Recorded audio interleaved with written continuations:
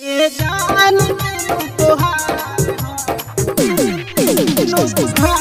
Mix by Sanwariya digital recording studio Barhima मोड़ गोपालगंज। बरहिमा मोड़ ए जान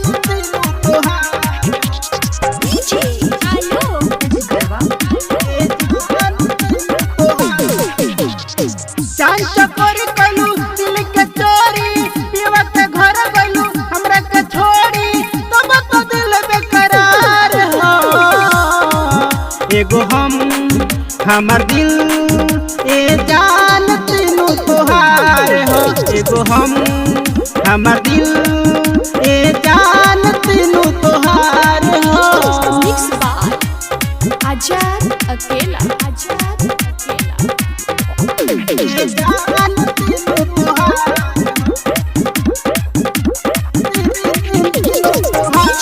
हेलो गरबा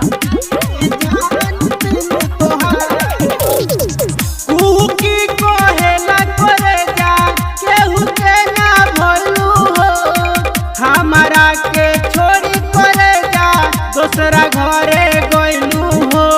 जान तीनू तोहार की कहेला करे जा केहू के ना भइलू हो। हमारा के छोड़ी करे जा दूसरा घरे गइलू हो। एहो करे जाऊ राजल भेजा एहो करे जाऊ राजल भेजा होइला जिंदगी जियान हो। एगो हमर दिल ए जान तीनू तोहार हो। एगो हमर दिल ए जान तीनू तोहार हो। ए जान तीनू तोहार तीनू तोहार ए जान तीनू तोहार हेलो गरबा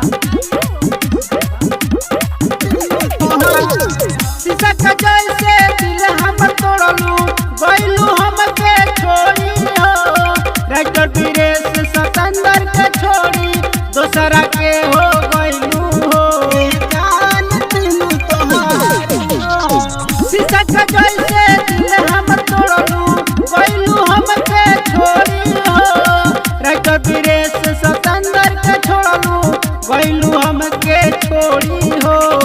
शाम सुबेरे दुनु बेरा शाम सुबेरे दुनु बेरा लगल हमारा बुखार बा।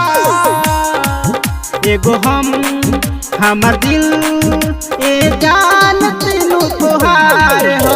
एगो हमर दिल